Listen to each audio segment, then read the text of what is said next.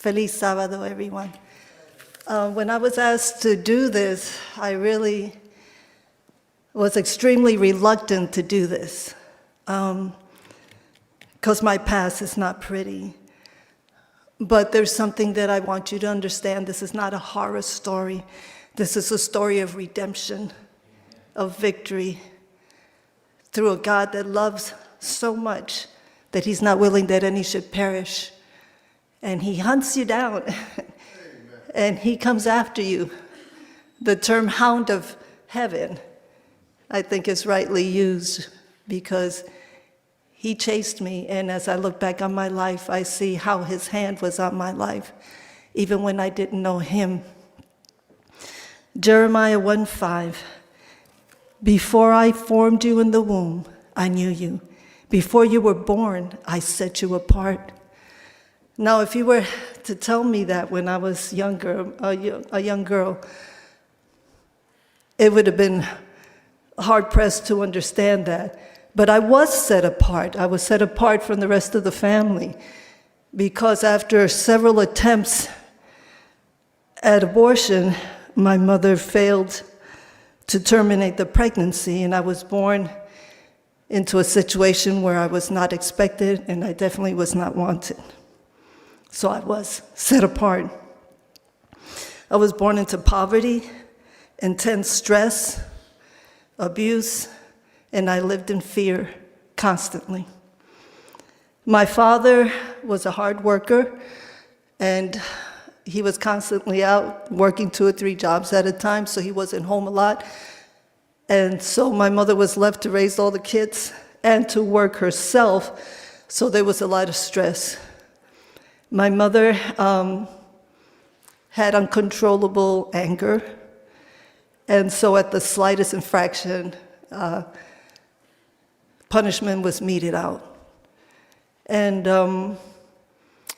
there were several different types of punishments with me because I was not the wanted one. And my father worked as a superintendent at one point, as a superintendent for a building. And so he had several things, like he had steel brushes that the bristles were steel.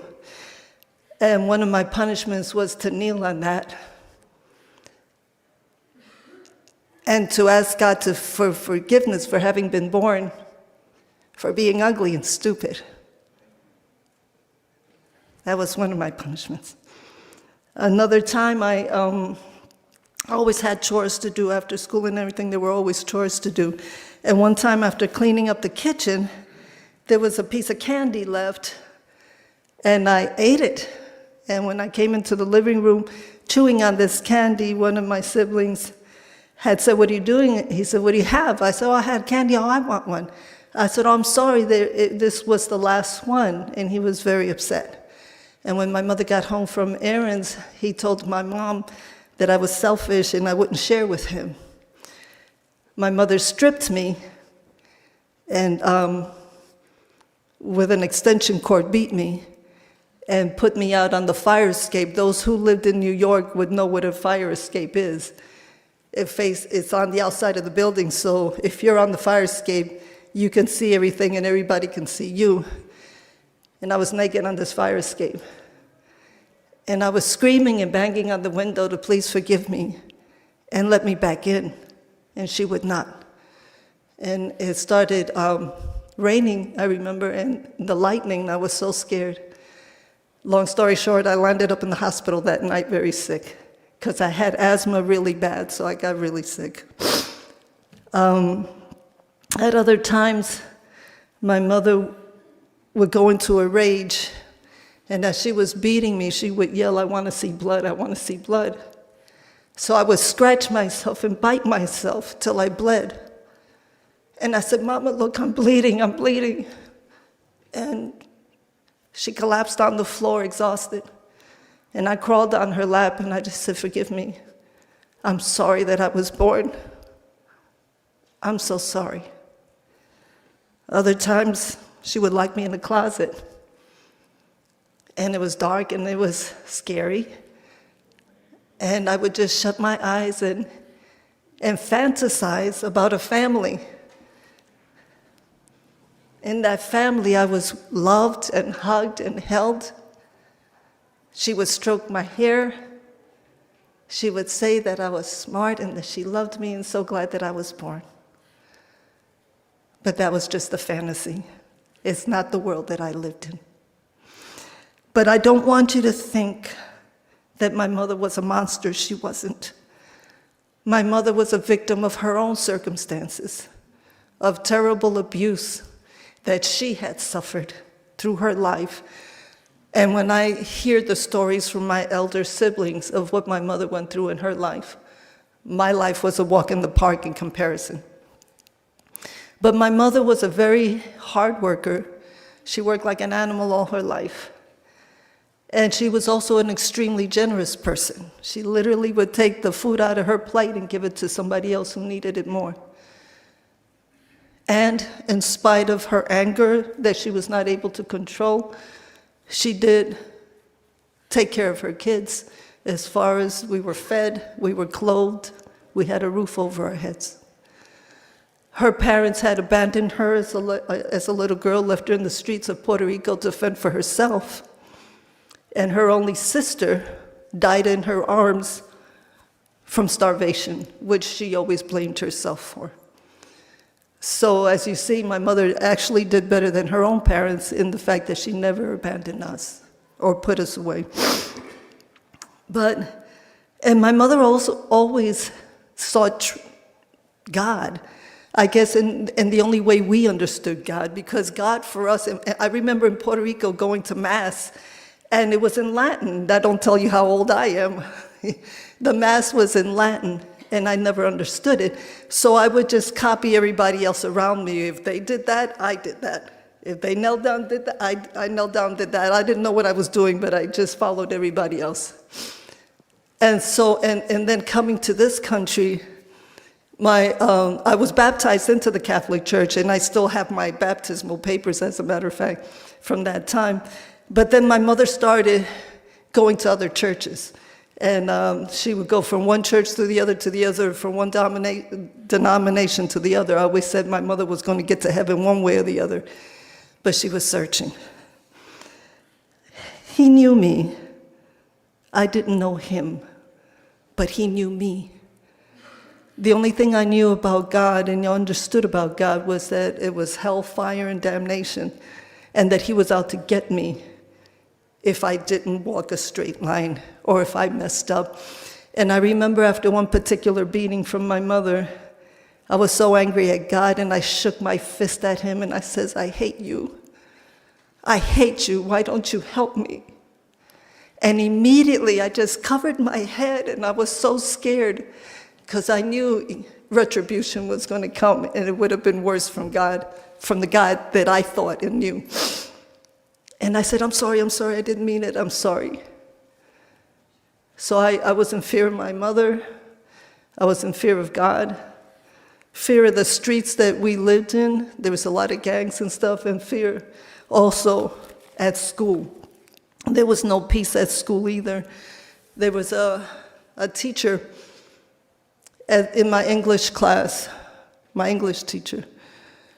And this was back in the day when the teachers could hit a kid or something and nothing was said about it. But he would pull my table all the way back. He would make everybody look forward and fold their hands. He would make me fold my hands. And during that time, he would show me pornographic material and molested me in the back of the class. And I had to sit there like that. And I was so ashamed because I felt that everybody in the class knew what he was doing. So I always walked with my head down, my shoulders humped, because I was ashamed. I felt dirty. I felt like garbage, just something to be used and then tossed aside. And I wondered, if there's a God, where are you? Why aren't you helping me? And it wasn't until later in my life that I understood God was there. All the time. One time, and I remember my first revelation of this. My parents had separated when I was very little. The kids went to all different places. My mother took me back to Puerto Rico with her to the woman that raised my mother, that had picked her up off the streets after some time and raised her. And she was a spiritualist. She was into spiritualism. People would come to her to cast spells on other people, whatever. And she was quite mean. And one time, to show her that I could do things, that I was capable of doing things, I took a shirt and I tried to wash it the way I saw the other ladies washing out in a body of water. I don't remember if it was a creek or whatever it was, but it was a body of water, and I would see the women go over there and wash. I said, well, I could do that, I could do that. And I totally tore that shirt up and messed it up. And I was so scared, and I hid it. And when she came home, she was looking and looking for it. And she finally found it. I had to confess. Now, she was a massive woman. She was quite big. I was always very skinny and scrawny and sickly. And she literally picked me up from the crown of my head and brought me out to the water and said, what makes you think that you know how to do anything? And she slapped me over and over and then put my head in the water till I was choking, and then picked me up, and while I was gasping for air, she'd slap me over and over again and do this several times. And then just held me out and says, you're nothing but a piece of garbage, and threw me down and kicked me, and I must have lost consciousness, because the next thing I remember waking up, there was blood and there was pain, but there was something that I thought at that moment was, no wonder my mother is the way she is, because this is the woman that raised her. She didn't have any love, she didn't have any acceptance. And I think about that as I look now at my life and I look back, I think of Mary, who was thrown at the feet of Jesus. He could have condemned her because that's what the law said. She was caught in the act. And yet he did not condemn her, because he knew the circumstances of her life, and he knew that those in the crowd were the very ones that brought her to that point in her life. And he says, where are those that condemn you? He said, nowhere. He said, well, neither do I condemn you. Go and sin no more. And when I think about that, God gave me that understanding of the pain and suffering of my mother that helped me deal with the abuse as it went on. Long story short, I'm going to fast forward here. My father finally got us out of New York, which was his goal, to get out of the city, out of the slums. And he had purchased a home in Florida and moved us to Florida. My mother didn't like it. She didn't last very long. She wanted to be back in New York. And she left with my sister, which many of you met, and left me behind with my father and the youngest of the boys. I was the youngest of the whole clan. And my father was my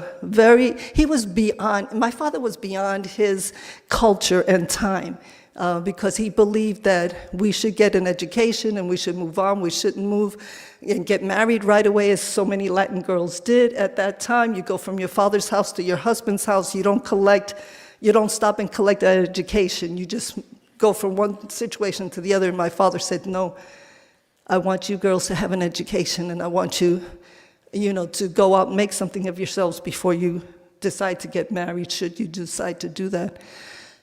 And my mother and father always locked horns behind his thing.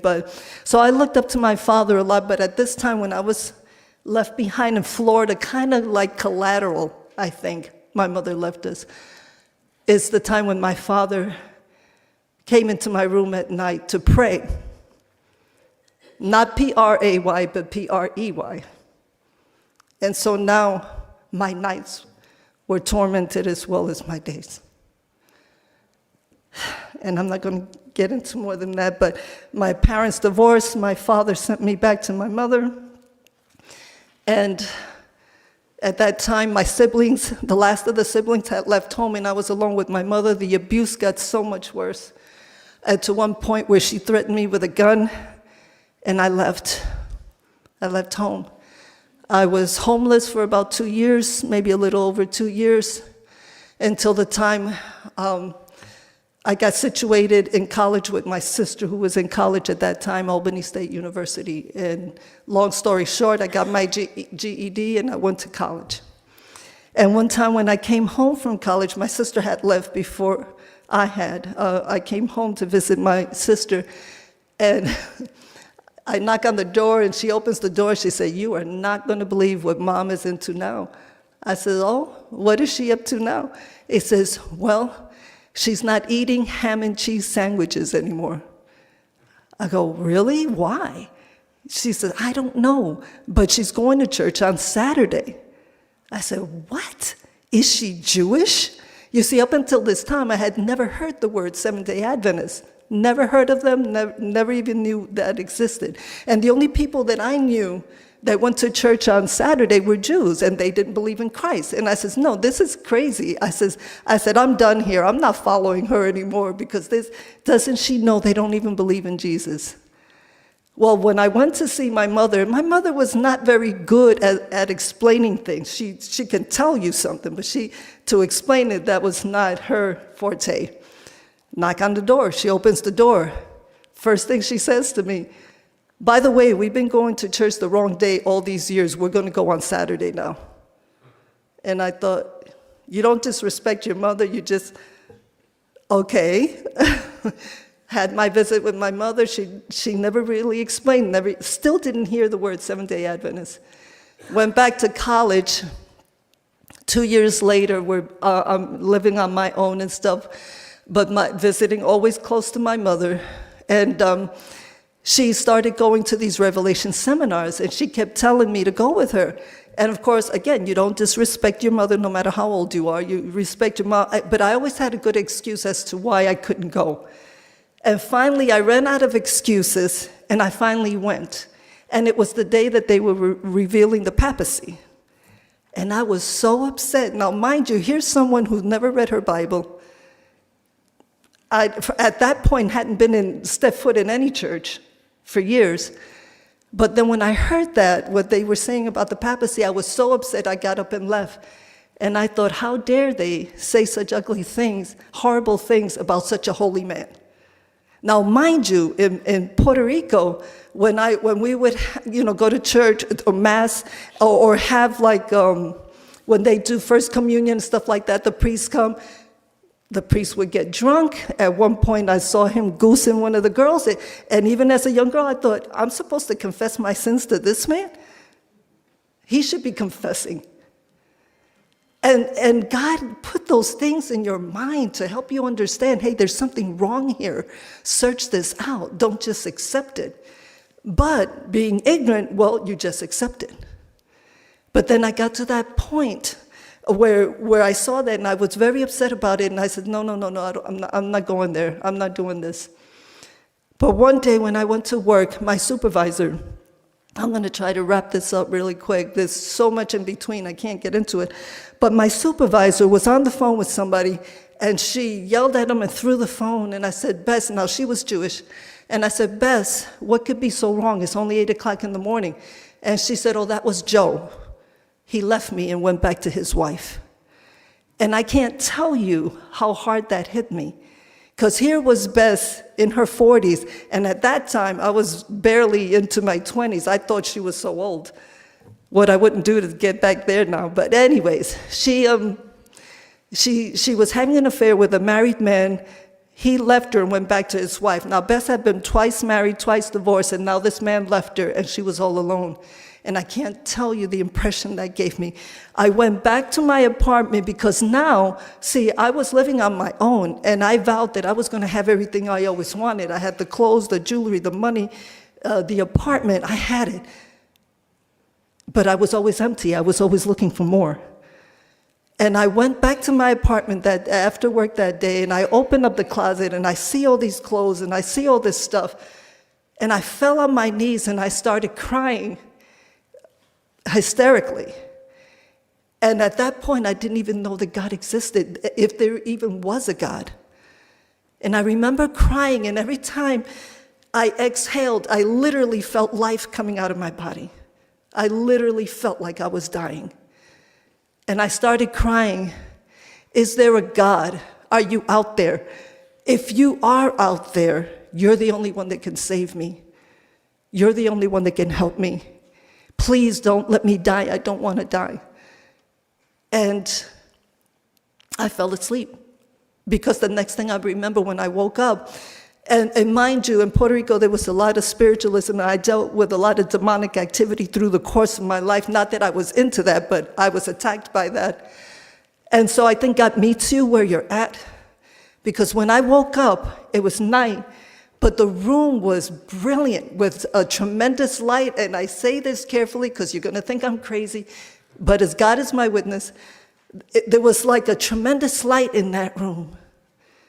And the source of the light, I could almost see like a figure, and there was lesser lights around this figure. But from that figure, I felt such a love like I had never felt in my life before. I felt loved. I felt like this, I was cherished. And my lands, I remember thinking everything that the pastor had said in the Revelation seminars, the state of the dead, the judgment, the whole 9 yards, the Sabbath, all of a sudden it made sense to me. It made sense to me, and I was so excited, and I said, I got to get to church Sabbath. And my mother was going to a Spanish church at that time, and so I started going to that church. I fell dead asleep because, mind you, I was used to partying all night long in clubs and stuff like that, and all of a sudden I'm sitting in a pew. I fell dead asleep my first Sabbath. But I kept going, and I kept going. And I think of my life, through the course of my life, I think about how God put impressions in my mind, like the once saved, always saved that we believed in. And I remember whenever there was lightning and a storm, I was so afraid, and I would say, Jesus, don't come now. Please don't come now. And that bothered me so much that I went to my Pentecostal pastor, and I asked him, am I saved? Oh, yeah, you're saved. You came up. I said, well, I come up every Sunday because my mother kicks me out of the pew, and she's going to make sure that I'm saved. So every Sunday I answer the call. And he says, oh, well, you can't lose your salvation. I said, so what you're telling me is that in the sin that I'm living, in the sin that I'm doing, if Christ was to come this moment, I'd still go to heaven? Oh, yeah. And I go, well, he's the pastor. He must know what he's talking about. But it bothered me. And I never had a sense of security till I came to this faith. I was reading something one time, and I opened it up, and in my Bible, I wish I could remember what it was that I was reading, but all of a sudden, the switch went on, and I said, oh, my word, God does love me. He really does love me. He's not out to get me. If I die, it's my own choice. And I was so excited about that. He loves me. I was running around. He loves me. He loves me. He really loves me. And for the first time in my life, I felt accepted. That I was worthy of somebody's love. But anyways, he gave me closure with both my parents. As my father told me something that he had gotten raped when he was 9 years old. He says, I don't use that as an excuse for what I did, because there's no excuse for what I did. But I just want you to understand the circumstances. And I did. And that helped me to have closure. He asked for forgiveness. My mother, the same. I took care of her till she took her last breath. And at one point she said to me, I'm sorry for everything I did to you. And I said, Mama, if I had to do all over again, and God told me I could pick any mother to be my mother, I would pick you all over again. Because you loved me in the best way you knew how to love me. And you did the best you could with what life handed you. And because of my mother, I'm standing here today. I'm an Adventist. So God restored, and a lot of abuse victims don't get that, but God restored my relationship with my parents, and that helped me to heal. And greater than anything, my relationship with my Heavenly Father. So that's my story. So whatever you're going through and whatever you're dealing with, there's no pit so deep that God's arm is too short to reach down and pull you up. Don't lean on a man's arm. Lean on the arm of God, because man's arm is weak. We're fallen. We're broken. Every one of us. There's none righteous.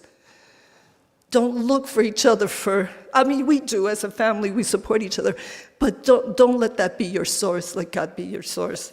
And in closing, I just want to read, I didn't write it down, the scripture about he turned the curse into a blessing, but thank you.